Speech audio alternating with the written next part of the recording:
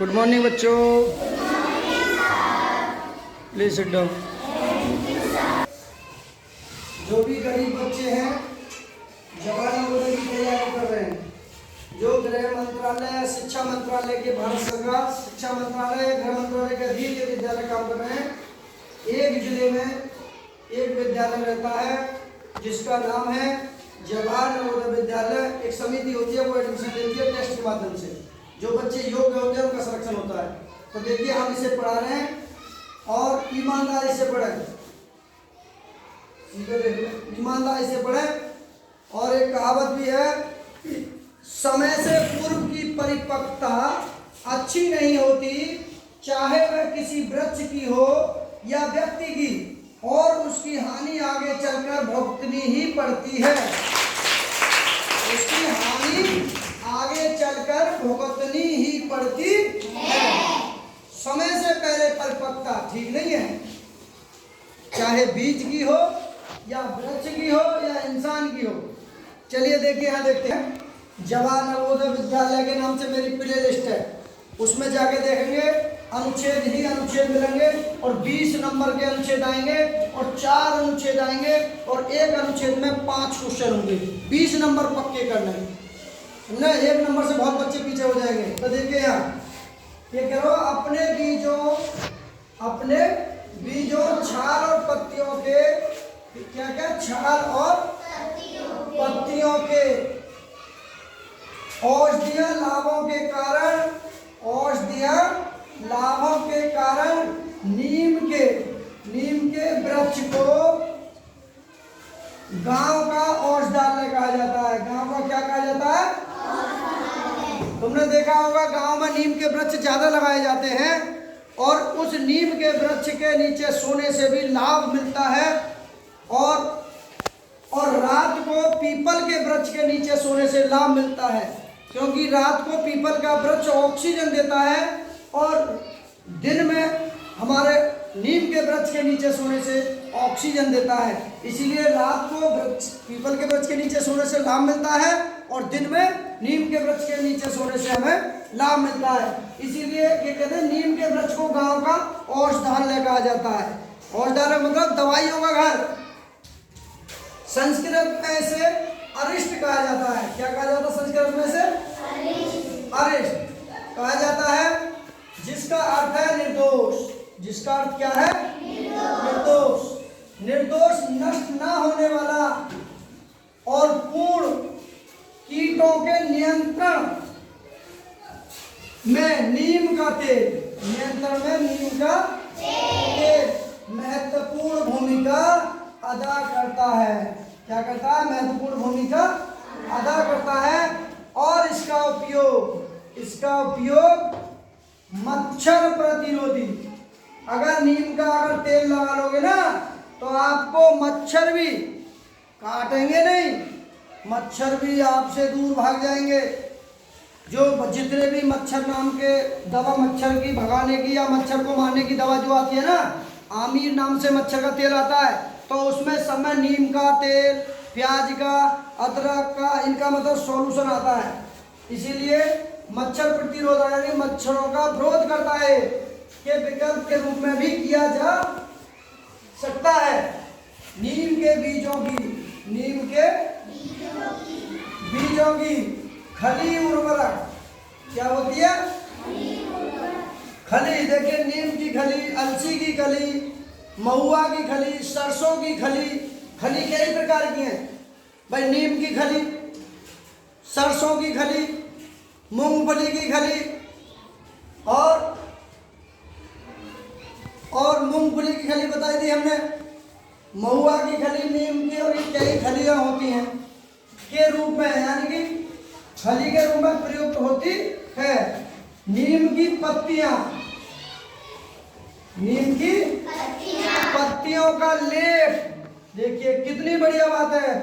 नीम की पत्तियों का लेप चेचक के रूप, चेचक एक बीमारी होती है, चेचक की बीमारी होती है ना, चेहरा पे दाग से निकल आते हैं। पहले बहुत समय की बात है, चेचक की बीमारी महामारी आई थी, तो ये नीम का ही पेड़ हमारे अद्भुत का पौधा है। 21वीं सदी का नीम का वृक्ष अद्भुत वृक्ष के नाम से पहचाना जाता है। 21वीं सदी में नीम का पौधा एक अद्भुत पौधा है, औषधियों का औषधालय है, और ये हमारे तुम्हारे लिए बहुत कारगर है, तो चिकित्सा में काम में आता है। और नीम की टहनियाँ, नीम की अगर आप सुबह ही उठ करके खाली पेट, और नीम की जो टहनियाँ होती है छोटी छोटी किल्ली, अगर उनको खाली पेट नहीं चबाओगे और पेट के अंदर पहुंचा दोगे तो समझ लिए पेट के अंदर से बहुत सारे कीड़ा मकोड़ा हानिकारक सब नष्ट हो जाएंगे और पेट बन जाएगा एकदम हीरा। आपको बुखार की गोली का भी काम करेगा, आपको टाइफाइड निमोनिया वैसी चीज़ें छोटी मोटी बीमारियां नहीं होंगी अगर नीम की टहनियाँ सुबह खाओगे। दांतों में भी कीड़ा नहीं लगेगा।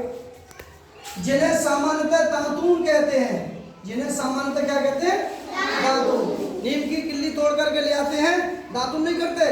क्यों करते हैं? क्योंकि ये औषधालय कहा जाता है इसको। गांव में क्या कहता है? औषधालय कहा जाता है। गांव में दांत के ब्रुश, गांव में दांत के ब्रुश के रूप में होती है, ब्रुश के रूप में। भाई एक तो ब्रुश ऐसा आता है कि 10 रुपए का आएगा, 50 रुपए का आएगा।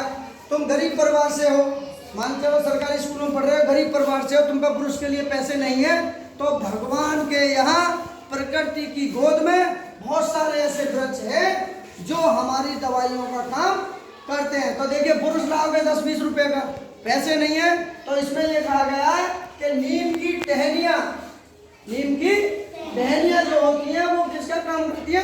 ब्रुश का काम करती है। किसका काम करती है? ब्रुश के रूप में प्रयोग होती हैं। और मक्खियों और पशुओं की किलनियों पर, यानी कि जो पशु होते हैं और जितने भी जानवर हैं, कुत्ता, भैंस, गाय, बैल, जिनके किल्ली पड़ जाती है, चीचड़ी जिसे बोलते हैं, कानों पर चिपक जाती है, देखिए तुमने, उनको छुटाने के लिए क्या करते हैं? नीम की जो पत्तियां होती हैं उन्हें का चूर्ण बना करके सुखा करके और पानी में मिला करके अगर उससे नहवा दिया जाए तो वो किल्लियां छूट करके भाग जाएंगी और हमारा पशु इनके नोचने से बच जाएगा, क्योंकि ये पशु को नोचते हैं और खून चूसते हैं, और खून ही इन किल्लियों का भोजन है। खून ही इन किल्लियों का भोजन है। किल्ली का मतलब होता है जो सबे तुमने देखा होगा कुत्ता के, भैंस, कहीं भी, और वो इतनी जोर से खून चूसते हैं कि पशु को बहुत पीड़ा होती है। पशु बोल नहीं सकता, हम तुम बोल करके कह सकते हैं मम्मी बुखार आ गया डॉक्टर बोले चलो, भाई पशु बोल थोड़ी रहा है। उनके नियंत्रण के लिए छाल और जड़ों का उपयोग भी करते हैं। बात है, चहचहाती धूप में कार्य करते हुए मजदूर से पूछो नोट क्या है। जो आदमी धकती हुई भट्टी के सामने काम कर रहा हो उससे पूछो नोट क्या है। चहचहाती धूप में कार्य करते हो मजदूर से पूछो नोट क्या है। और आकाश में उड़ते पंछी से पूछो चोट क्या है। जो आकाश में पक्षी उड़ रहा हो और अचानक उसके पंख कार्य करना बंद कर दे और नीचे एक कील हो और उसके पेट में है पार जाए और वो बेचारा बियाबान जंगल में ची ची ची चिल्ला रहा होगा, ना कोई हकीम होगा जंगल में, ना कोई वैद्य होगा, ना कोई डॉक्टर होगा, ना कोई प्राणी होगा, उसकी कोई सुनने वाला नहीं होगा। उससे पूछिए चोट क्या है। आकाश में उड़ते पंछी से पूछो चोट क्या है। और सत्ता से गिरे हुए नेता से पूछो वोट क्या है। जो आदमी एक वोट से हार गया हो उससे पूछिए वोट क्या है। और जल से निकली तरफ मछली से पूछो जल क्या है। तो इन चारों को ही सोच कहते हैं। अगर तुम्हारी सोच बदल गई तो समझो नैया पार है। और देखिए आगे है चूर्ण के रूप में प्रयोग होता है। चूर्ण मीन्स पाउडर। चूर्ण मीन्स क्या होता है? पाउडर। अब देखिए पहला क्वेश्चन, औषधालय है, देखिए वहां जगह जिक्र किया गया है, औषधालय है, औषधालय है। नंबर 1 कृषि भूमि, नंबर 2 नंबर बी औषध भंडार, नंबर सी खेल का मैदान, नंबर डी फार्म हाउस। किस किस को पता है? हाँ सबको पता है? पूछने की चीज है? रोहन बताएगा कौन सा क्या है उस पर लिखा हुआ बी पे। तू बता रहे बीच में क्या लिखा हुआ है, जल्दी बता। औसत भंडार। शाबाश, ताली बजाइए। रोहन का जवाब ठीक था बी, लेकिन ये पढ़ने में थोड़ा नहीं पढ़ सका, कोई बात नहीं, कोशिश करने वालों की कभी हार नहीं होती। तो इसका राइट आंसर है औसत भंडार। कुणाल का बिल्कुल सही है, सही उसका भी है। ठीक है, चलिए अब देखते हैं अगला क्वेश्चन है। कृषि भूमि नहीं, औसत भंडार बिल्कुल सही है, और खेत का मैदान नहीं, फार्म हाउस नहीं। अब देखिए औसत भंडार कैसे है। औसत भंडार का मतलब है नीम के अगर पौधों को, पौधे की पत्तियों को और टहनियों को अगर हम धूप में सुखा करके उसका, अगर कहीं घर में मच्छर हो रहे हो, अगर नीम की सूखी पत्तियों को जला करके धुआं कर दें तो वहां से सारे के सारे मच्छर भाग जाएंगे। इसीलिए कहते हैं कि औसत भंडार है नीम की पत्तियां और नीम की टहनियां। क्या है औसत भंडार है।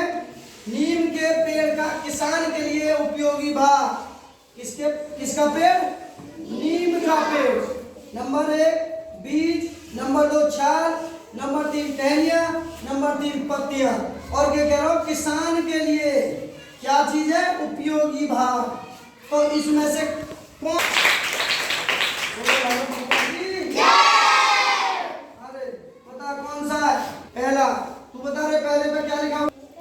हाँ बीज, सब ताली बजाइए। बीज नीम का जो है ना, ये लिखा हुआ है कि नीम के पेड़ का किसान के लिए उपयोगी भाग। जैसे हमारी गोभी है, फूल गोभी, फूल गोभी का उपयोगी भाग क्या होता है, जो इसे उपयोग करते हैं, खाने वाला भाग, उसे कहते हैं कार्ड। क्या कहते हैं, कार्ड। जब फूल को खाते हैं, फूल गोभी को, तो कड़ कड़ क्या पलना करता, तो फूल गोभी का खाने वाला। और देखिए पत्ता गोभी का खाने वाला भाग होता है, कौन सी होती है, कैप। क्या होता है, कैप मीन्स हेड। हेड जो भाग होता है उसका, वो खाने वाला होता है। ऐसे नीम के पेड़ का किसान के लिए उपयोगी भाग है बीज। और नीम में जो कार्बोहाइड्रेट होती है वो किसके कारण होती है, एजाडारेक्टिन। एजाडारेक्टिन एक नामक पदार्थ का पिगमेंट होता है, एजाडारेक्टिन, जिसके कारण वो कड़वा होता है। ठीक है, बैठ जाइए बेटा। अगला था बिल्कुल बीज हमारा राइट आंसर है। ना ये छाल है, ना टहनियां है, ना पत्तियां। टहनियां पत्तियां क्या होती है कि मच्छरों को भगाने काम आती है। तीसरा क्वेश्चन, निम्नलिखित में से कौन सा शब्द निर्दोष का पर्यायवाची नहीं है। नहीं करो मना, किस किस को पता है, कुरूप। शाबाश, ताली बजाइए। एक कुरूप का मतलब है जिसका कोई गंदा रूप हो, बहुत बुरा रूप हो। कुरूप और स्वरूप, सुंदर रूप और कुरूप बहुत बुरा रूप। निम्न में से कौन सा निर्दोष का पर्यायवाची नहीं है, दोष रहित नहीं, त्रुटिहीन नहीं, बेजोड़ नहीं। इसका राइट आंसर है बैठ जाइए बेटा, बिल्कुल सही है। अनुच्छेद में शब्द जो कीटों से तात्पर्य है, कीटों से जो कीड़ा मकोड़ा होते हैं उनका काम क्या होता है, फसल को नष्ट करना, फसल को खा जाना, चट कर जाना। तो देखिए पहले नंबर पर फसल नष्ट करने वाले कीड़े मकोड़े, नंबर 2 क्रूर व्यक्ति, नंबर 3 गंदा पानी, नंबर 4 प्रदूषण। किस चीज को पता है, फसल नष्ट करने वाले कीड़े मकोड़े। शाबाश, जोरदार ताली। और किस चीज को पता था ये इसका आंसर, शाबाश, चलिए बहुत अच्छे। चलिए बैठ जाइए। फसल नष्ट करने वाले कीड़े मकोड़े, ना ये है, ना ये है, ना ये है। 5 ब्लैंकेट का उपयोग दांत के ब्रश के रूप में किया जाता है।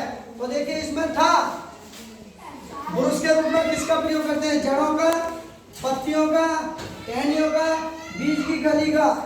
तो किसका प्रयोग करते हैं, टहनियों का। ताली बजाइए। भारत माता की।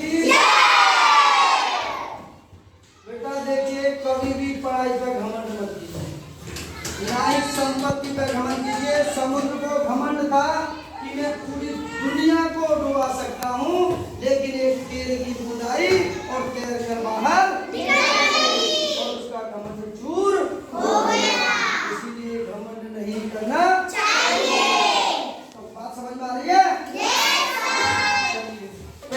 जड़ों का, नहीं पत्तियों का, नहीं टहनियों का। बिल्कुल राइट आंसर है ना ये। ठीक। हाँ भाई, वीडियो अच्छी लगी तो लाइक करें, शेयर करें। Okay bye.